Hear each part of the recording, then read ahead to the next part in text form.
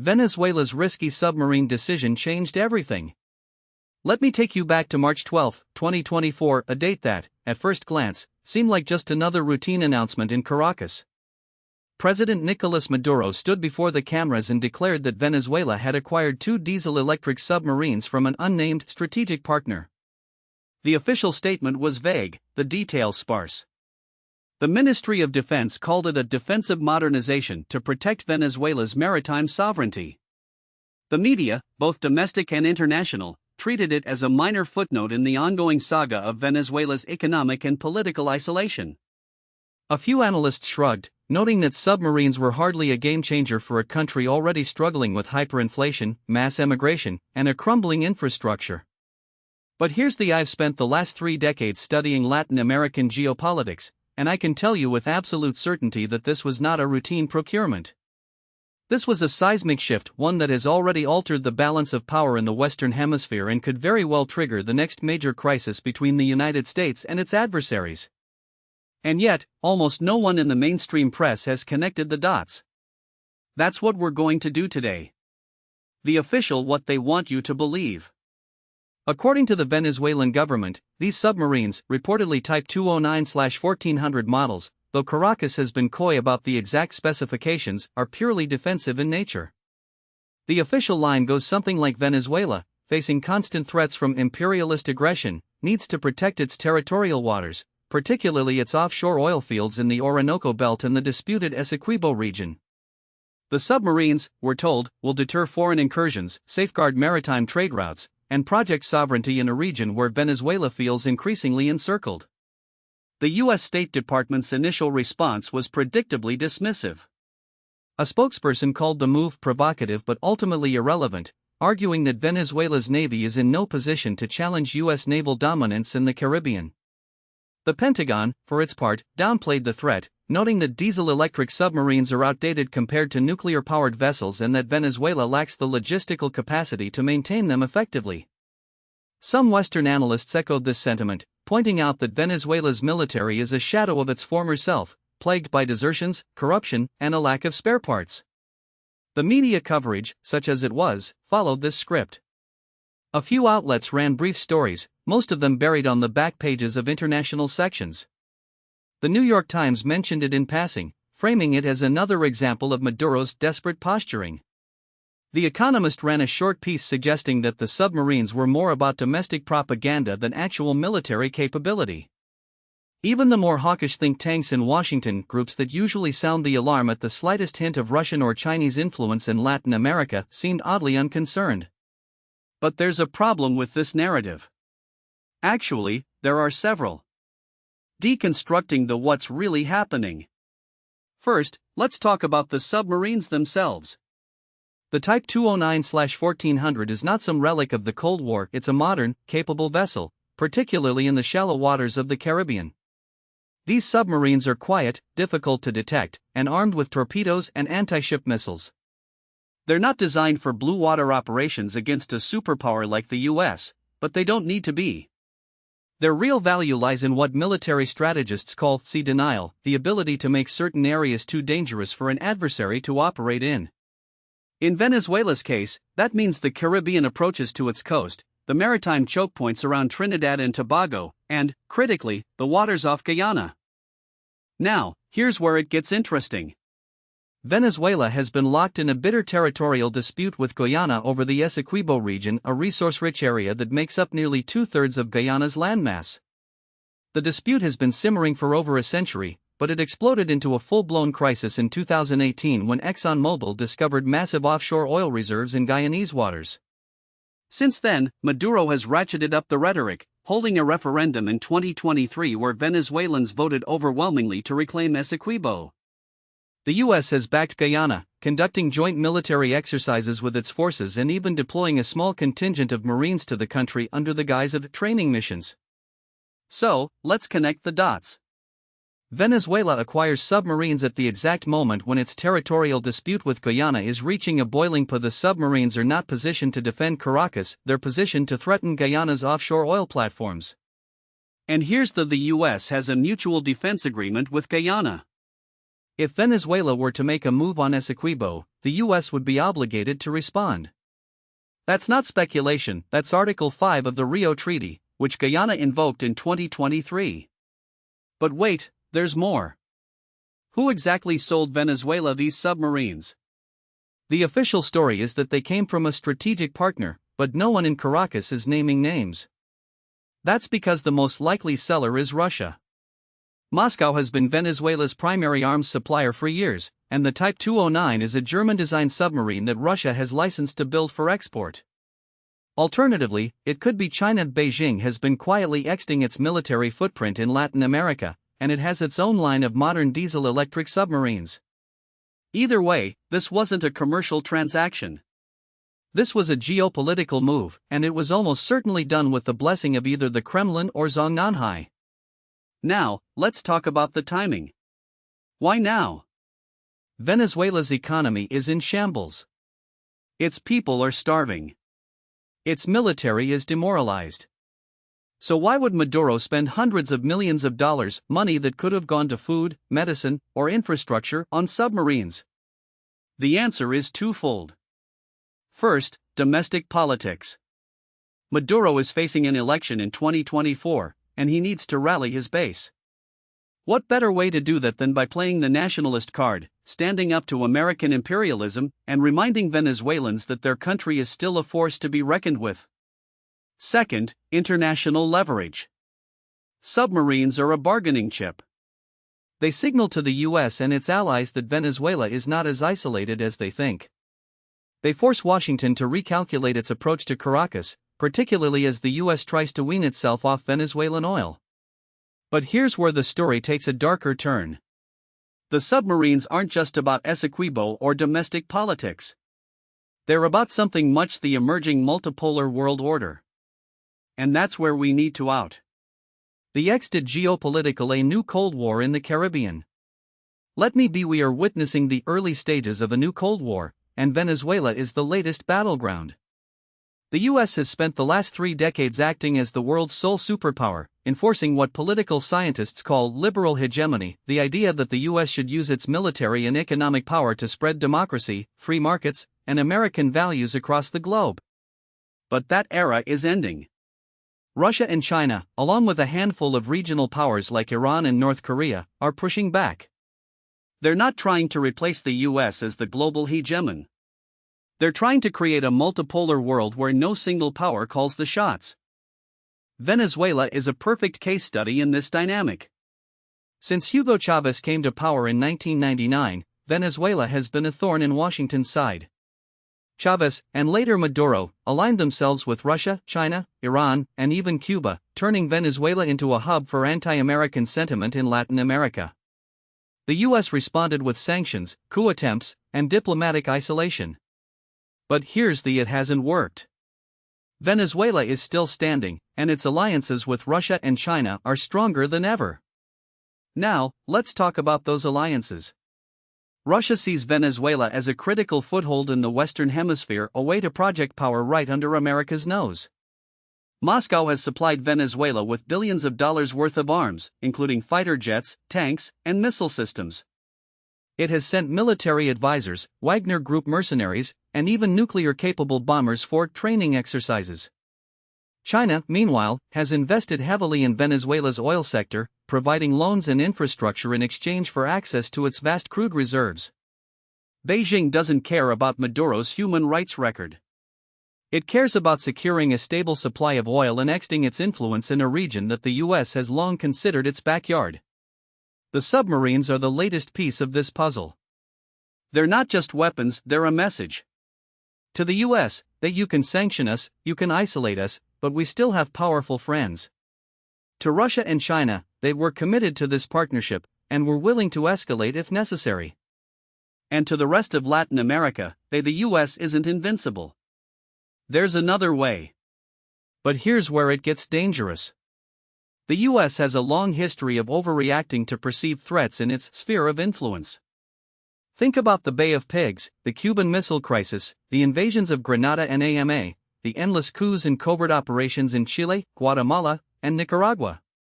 The US has a zero-tolerance policy for foreign powers meddling in what it considers its backyard. And right now, Russia and China are meddling in a big way. So, what happens next? That depends on how the US responds. And that's where the military and strategic implications come into play. Military and strategic, the escalation ladder.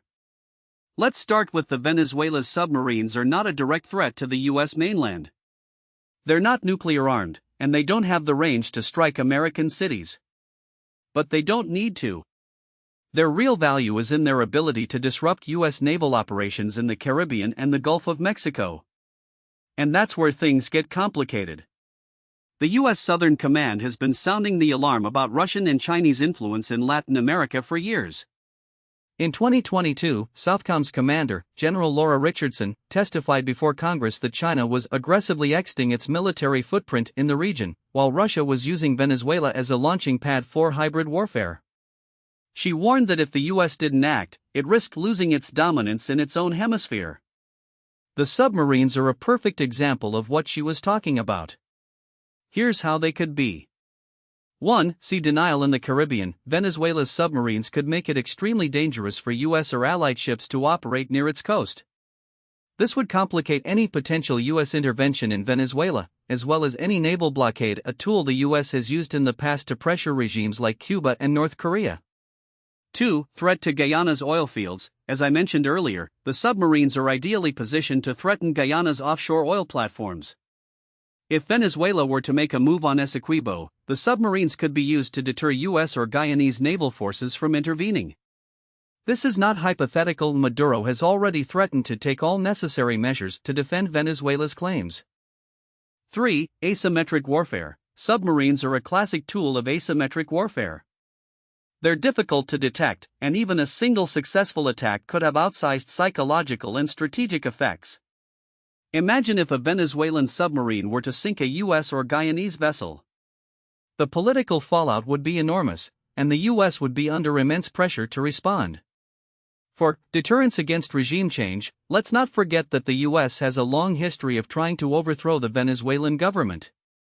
The submarines send a clear any attempt at regime change will be met with military resistance. This is not just about Maduro's survival, it's about the survival of the Bolivarian Revolution. Now, let's talk about the US response. The Pentagon has several options, none of them. Increased naval presence. The US could deploy more ships to the Caribbean, conducting freedom of navigation operations to assert its dominance. But this risks escalation. If a US ship were to accidentally collide with a Venezuelan submarine, or if a Venezuelan submarine were to sink a US vessel, we could be looking at a full-blown crisis. Cyber and electronic warfare. The US could use cyber attacks or electronic warfare to disable Venezuela's submarines.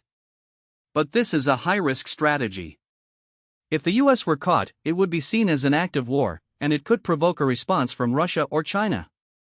Covert action. The US could try to sabotage the submarines or assassinate key figures in Venezuela's military. But this is a slippery slope. Covert action has a way of spiraling out of control, and it could backfire spectacularly. Diplomatic pressure. The US could try to isolate Venezuela further, imposing more sanctions or pressuring its allies to cut ties. But this hasn't worked in the past, and it's unlikely to work now.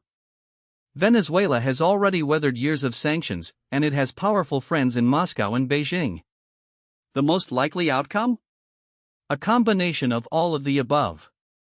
The US will increase its naval presence, conduct more exercises with Guyana, and ramp up its rhetoric. Venezuela will respond by digging in, conducting its own exercises, and threatening to escalate.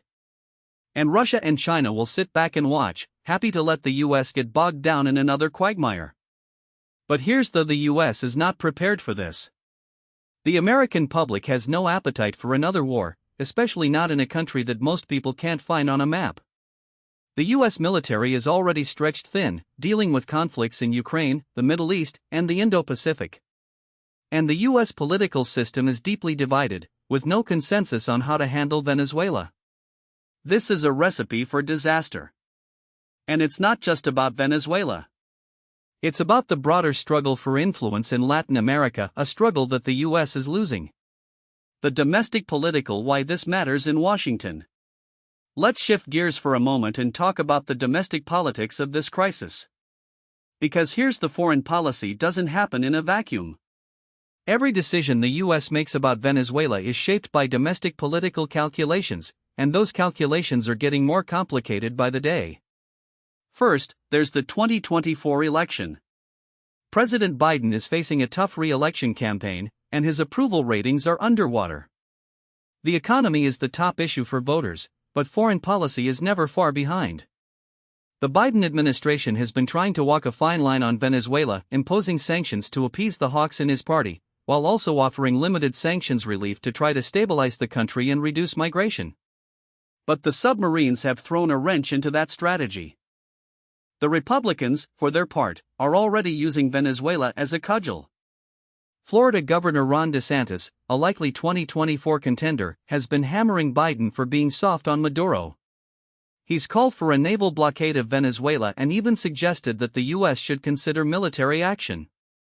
Other Republicans have echoed these calls, framing Venezuela as a national security threat that demands a tough response. But here's the American public doesn't care about Venezuela.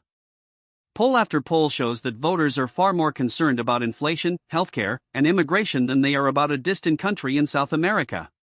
So, if Biden were to take a hard line on Venezuela, say, by imposing a naval blockade or authorizing airstrikes, he would be doing so without public support. That's a risky move, especially in an election year. Then there's the issue of swing states. Florida is the most obvious example. The state has a large Venezuelan American population, many of whom fled Maduro's regime and are deeply opposed to any concessions to Caracas. But Florida also has a growing number of progressive voters who are skeptical of U.S. interventionism. Biden can't afford to alienate either group. So, what's the administration to do? The most likely outcome is that Biden will try to thread the needle, imposing more sanctions, increasing military aid to Guyana, and ramping up the rhetoric, but stopping short of direct military action. But that's a delicate balancing act, and it's not clear that it will work. Meanwhile, the hawks in Congress are pushing for a more aggressive approach. Senators like Marco Rubio and Ted Cruz have been calling for the U.S. to recognize Juan Guaidó, the self-declared interim president of Venezuela, as the country's legitimate leader, a move that would effectively declare war on Maduro's government. Others have called for the U.S. to impose a full naval blockade, cutting off Venezuela's oil exports and starving the regime of revenue. But here's none of these options are good. Recognizing Guaidó would be a symbolic gesture with no real impact. He has no control over Venezuela's military or government.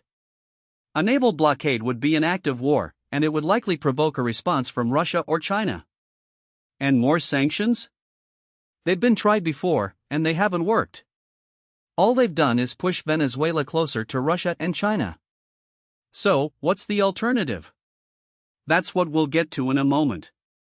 But first, let's talk about the bigger picture, the grand strategy behind all of this. Grand strategy: the end of American hegemony? Let me step back for a moment and talk about something bigger than Venezuela. Because this crisis is not just about submarines or oil or territorial disputes. It's about the future of the international order. For the last 3 decades, the U.S. has pursued a grand strategy of liberal hegemony. The idea is the U.S. should use its unparalleled military and economic power to shape the world in its image. It should promote democracy, free markets, and human rights. It should contain revisionist powers like Russia and China. And it should maintain its dominance in key regions like Europe, the Middle East, and Latin America. But here's this strategy has failed. Spectacularly. Let's look at the evidence. In the Middle East, the U.S. has spent trillions of dollars and thousands of lives trying to build stable, democratic states. The result? Iraq is a failed state, Afghanistan is back under Taliban rule. And Syria is a Russian-Iranian client state. In Europe, NATO action, once hailed as a triumph of post-Cold War liberalism, has instead provoked a revanchist Russia into invading Ukraine, turning the continent into a powder keg. And in Asia, the pivot to counter China has only accelerated Beijing's military buildup, with hypersonic missiles, artificial islands in the South China Sea, and a navy that now outnumbers America's in raw hull count. The liberal hegemony playbook isn't just failing, it's actively backfiring. Now, what most people don't realize is that this isn't just a series of unrelated setbacks. It's the predictable outcome of a strategy that assumes American power is limitless, that other nations will always bend to Washington's will if pressured hard enough, and that the rest of the world shares, or at least should share, the same values as the U.S. foreign policy establishment. But here's the uncomfortable: the world has changed, and America's ability to shape it unilaterally has not kept pace.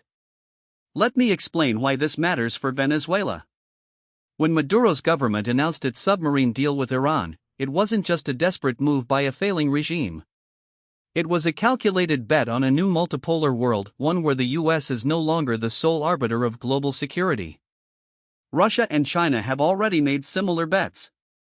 Moscow has turned Syria into a forward operating base, deployed nuclear-capable bombers to Venezuela, and is now reportedly considering a permanent military presence in the Caribbean. Beijing, meanwhile, has turned Venezuela into a testing ground for its debt-trap diplomacy, exchanging billions in loans for oil and infrastructure contracts that give China leverage over Caracas for decades to come. The submarine deal is the next logical step. Iran, which has been quietly extending its naval presence in the Atlantic, now has a partner in Venezuela that can provide basing, resupply, and, crucially, deniability. Those submarines won't be carrying ballistic missiles, at least not yet. But they will be capable of disrupting shipping lanes, conducting reconnaissance on U.S. naval movements, and if tensions escalate, mining key choke points like the Florida Straits or the AMA Canal. And because they're diesel-electric, they're harder to detect than nuclear-powered subs, making them the perfect tool for asymmetric warfare. Here's where the military implications get really interesting. The U.S. Navy has spent the last 2 decades preparing for high-end conflicts with China and Russia, building a fleet optimized for blue water dominance. But the submarine threat from Venezuela and potentially Nicaragua or Cuba, if those regimes follow suit, isn't a blue water problem. It's a brown water nightmare. The U.S. has neglected its anti-submarine warfare capabilities in the Caribbean since the Cold War, and its littoral combat ships, designed for coastal operations, have been plagued by mechanical failures and cost overruns. The last time the U.S. faced a serious submarine threat in its near abroad was the Cuban Missile Crisis, and back then, the Soviet subs were noisy, easy to track, and operating under strict rules of engagement. Today's Iranian Kilo-class submarines are quieter, more capable, and thanks to Venezuela's territorial waters, operating in a legal gray zone where the U.S. can't just sink them without provocation. This is the kind of threat that keeps admirals up at night. Because it's not just about the submarines themselves. It's about what they shift and how America's adversaries are fighting back. For decades, the U.S. has relied on its ability to project power globally, secure in the knowledge that no one could challenge it in its own hemisphere. But now, Russia, China, and Iran are turning that assumption on its head. They're not trying to match the U.S. ship for ship or plane for plane. They're exploiting America's blind spots, its overstretched navy, its distracted Congress, its public's war fatigue, to erode its dominance in its own backyard. And here's the U.S. has no good response. Military options are limited. A preemptive strike on Venezuela's submarine bases would be an act of war, and it would almost certainly trigger a response from Iran, which has already threatened to close the Strait of Hormuz if attacked. Diplomatic options are just as fraught. The U.S. could try to revive the 2019 Lima Group initiative, but most of those countries have either normalized relations with Maduro or are too weak to matter. Economic pressure? Venezuela's economy is already on life support, and further sanctions would only push Caracas deeper into the arms of Moscow and Beijing. So what's left? That's the question no one in Washington wants to answer. Because the truth is, the U.S. is running out of leverage. And that's not just a problem for Venezuela. It's a problem for the entire post-Cold War order. If America can't enforce its will in its own hemisphere, what does that say about its ability to do so in the South China Sea or the Baltic states? If a handful of submarines can force the U.S. to recalculate its entire regional strategy, what happens when China deploys its own subs to the Atlantic, or when Russia starts arming its Wagner Group proxies in Africa with anti-ship missiles? This is the new reality of great power competition. It's not about who has the biggest fleet or the most advanced fighter jets. It's about who can exploit the seams in America's global posture, who can turn local crises into global headaches, and who can force the U.S. to choose between bad options and worse ones. Venezuela's submarine deal isn't just a tactical move. It's a strategic gambit, one that could redefine the balance of power in the Western Hemisphere for decades to come. And the most worrying part? The US is still playing by the old rules. While Maduro, Putin, and Xi are thinking in terms of asymmetric warfare and long-term erosion of American influence, Washington is still debating whether to impose more sanctions or recognize a failed opposition leader. That's not just a mismatch in strategy. It's a mismatch in imagination. And in geopolitics, imagination is the ultimate weapon. Now, what most people don't realize is that this submarine deal isn't just a foreign policy headache for Washington, it's a domestic political earthquake for Venezuela. The Maduro regime has spent the last decade consolidating power through a mix of repression, electoral manipulation, and economic sabotage, but this move changes the calculus entirely. For the first time in years, the government isn't just playing defense, it's on the offensive, and that shifts the entire dynamic inside Venezuela. Let me explain why this matters. Since 2019, when Juan Guaidó declared himself interim president with U.S. backing, Maduro's strategy has been about survival. He crushed protests, jailed opponents, and used food as a weapon, all while relying on a shrinking circle of loyalists to keep the military in line. But survival isn't the same as legitimacy. The regime's base has always been narrow, mostly the military, the ruling party elite, and a segment of the poor who depend on government handouts. The submarine deal changes that. Now, Maduro can sell this as a victory, not just for himself, but for Venezuela. He's not just clinging to power, he's projecting it. And in a country where nationalism runs deep, that's a dangerous shift. Here's the uncomfortable: the opposition is in worse shape than it was in 2019.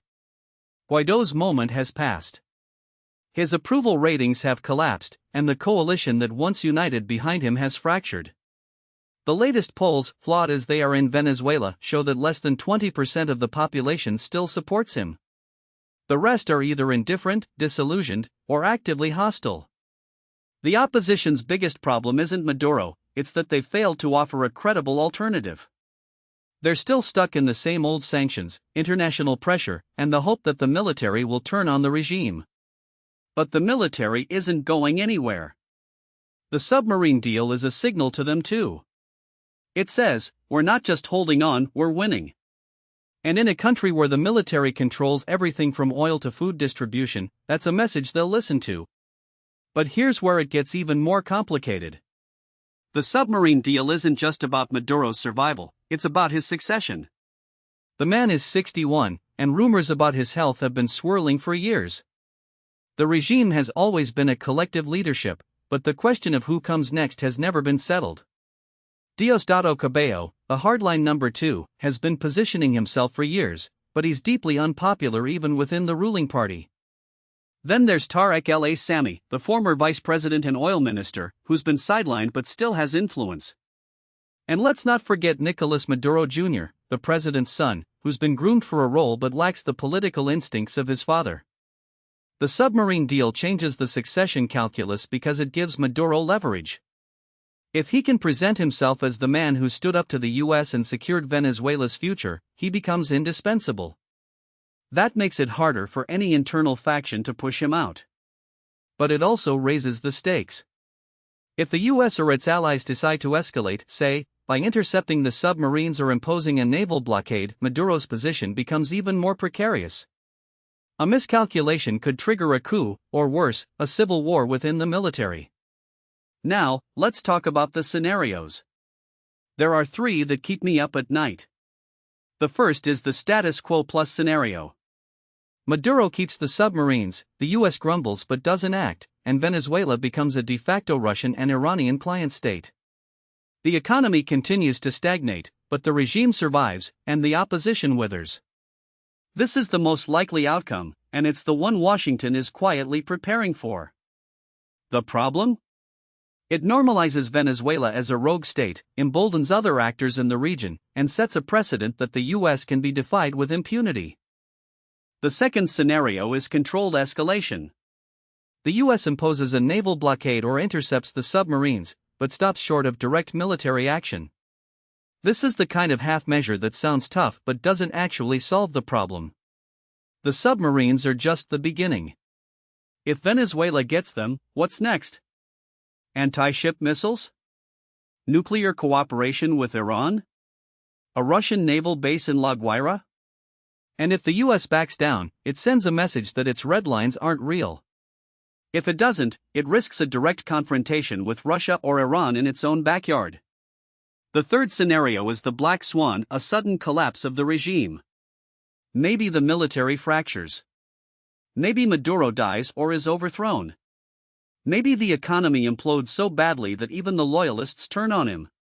This is the scenario the opposition is praying for, but it's also the most dangerous. Venezuela's institutions are too weak to handle a transition. The last time the country had a real political opening was in 1958, and even that led to decades of instability. Today, with the military armed to the teeth and the opposition divided, a sudden collapse could plunge the country into chaos. And chaos in Venezuela doesn't stay in Venezuela. It spills over into Colombia, Brazil, and the Caribbean, creating a refugee crisis that makes Syria look manageable. So where does that leave us? The US has three bad: do nothing and accept a new reality, escalate and risk a wider conflict, or push for regime change and risk a failed state on its doorstep. None of these are good, but the worst option is pretending that this is just another Latin American crisis. It's not. This is a test of American power in the 21st century, and so far, Washington is failing it. The real question isn't what the US will do. It's what the rest of the hemisphere will do. Brazil's Lula has already signaled that he won't support sanctions. Colombia's Petro is more interested in negotiating with Maduro than confronting him. Mexico's López Obrador has made it clear that he sees Venezuela as a sovereign state, not a US client. That leaves the US isolated, with only a handful of allies like Canada and the UK willing to take a hard line. And that's the final irony. The more the US tries to isolate Venezuela, the more it isolates itself. This is the new geopolitics of the Americas. It's not about left versus right, or democracy versus authoritarianism. It's about power, leverage, and the slow erosion of American influence. And the most worrying part? No one in Washington seems to have a plan for what comes in. And that's the problem. Washington still thinks in terms of the Monroe Doctrine, as if the 19th century never ended. But the world has moved on, and the US is stuck in a strategic time warp, reacting to events rather than shaping them. Now, what most people don't realize is that Venezuela's submarine gambit wasn't just a military decision. It was a geopolitical signal, one that Washington misread from the start. When Maduro announced the acquisition of those Kilo-class submarines from Russia in 2023, the immediate reaction in DC was sanctions, condemnations, more of the same. But no one asked the obvious question: why submarines? Venezuela doesn't have a blue water navy. It doesn't have the logistical capacity to maintain them, let alone deploy them effectively. So what was the real play here? Let me explain why this matters. Those submarines weren't about projecting power. They were about denying access. Specifically, they were a message to the US and its regional allies that Venezuela could disrupt shipping lanes in the Caribbean, particularly around the AMA Canal and the Gulf of Mexico. And that's not just a military threat, it's an economic one. Nearly 6% of global maritime trade passes through the AMA Canal, and any disruption there sends shockwaves through global supply chains. The US Navy can sink those submarines in a heartbeat, but the mere possibility of them operating in the region forces Washington to divert resources, to recalculate, to hesitate. And hesitation is exactly what Maduro wanted. Here's the uncomfortable: the US has no coherent strategy for Venezuela because it's still fighting the last war. The last war, in this case, was the Cold War, where the playbook was simple: contain, isolate, and wait for the regime to collapse. But that playbook doesn't work when the regime isn't just surviving, it's adapting. Maduro has turned Venezuela into a laboratory for 21st century authoritarian resilience. He's diversified his alliances beyond Russia and China, courting Iran for drone technology, Turkey for gold refining, and even India for oil sales. He's weaponized migration, using the threat of a new exodus to extract concessions from Colombia and the US. He's turned sanctions into a tool of domestic control, blaming every economic failure on American aggression while his inner circle profits from the black market. And now, with these submarines, he's added a new layer of deterrence, one that forces the US to think twice before any military intervention. So what are the alternatives? Let's start with the least bad containment. Not the Cold War kind, where you draw a line and hope the other side blinks, but a modern, flexible containment that recognizes Venezuela's new role as a spoiler state. That means working with Brazil and Colombia to create a regional buffer, offering economic incentives to keep them from drifting further into Maduro's orbit. It means accepting that sanctions alone won't work and that the US needs to offer a credible off-ramp, something like the Iran nuclear deal, but tailored to Venezuela's specific vulnerabilities. And it means preparing for the long game, because Maduro isn't going anywhere, and the alternative, a sudden collapse, is far worse. The second option is what I call the managed decline strategy. This is where the US acknowledges that Venezuela is already a failed state in all but name and shifts its focus to mitigating the fallout. That means working with the UN and regional partners to establish humanitarian corridors, pre-positioning aid in Colombia and Brazil, and preparing for the inevitable refugee surge. It means accepting that the opposition is too weak to govern and that any transition will have to include elements of the current regime, yes, even the military. And it means recognizing that the US can't fix Venezuela, but it can prevent the crisis from destabilizing the entire hemisphere. The third option is the one no one in Washington wants to talk: engagement. Not the kind where you legitimize Maduro, but the kind where you test his red lines. For example, the US could offer to lift some sanctions in exchange for verifiable concessions, like allowing international observers to monitor elections, or reopening the border with Colombia. The goal wouldn't be to normalize relations, but to create space for diplomacy. The problem is that this requires a level of nuance that the US foreign policy establishment has lost. After decades of moralizing about democracy and human rights, the idea of negotiating with a regime like Maduro's is politically toxic. But here's the: every other major power is already doing it. China, Russia, Iran, Turkey, they're all at the table, cutting deals, annexing their influence. The US is the only one sitting on the sidelines, clinging to a strategy that hasn't worked in 20 years. Now, let's talk about the grand strategy implications. Venezuela isn't just a problem for Latin America. It's a test case for how the US adapts to a multipolar world. The old rules don't apply anymore. You can't just impose sanctions and expect the regime to crumble. You can't rely on regional allies to do your bidding. And you can't assume that military power alone will solve the problem. What you need is a strategy that combines deterrence, diplomacy, and economic statecraft, one that recognizes that the US is no longer the sole superpower in the hemisphere.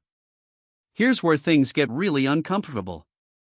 The US has spent the last 30 years outsourcing its Latin America policy to a handful of think tanks, NGOs, and exiled opposition figures. The result?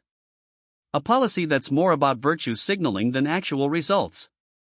Meanwhile, China has been quietly building infrastructure, Russia has been selling arms, and Iran has been embedding itself in the region's energy sector. The US is still the most powerful country in the world, but it's acting like a regional power with global pretensions. And that's a recipe for strategic irrelevance. So where does that leave us? The first step is admitting that the current approach has failed. The second step is recognizing that Venezuela is a symptom, not the disease. The real problem is the erosion of American influence in its own backyard.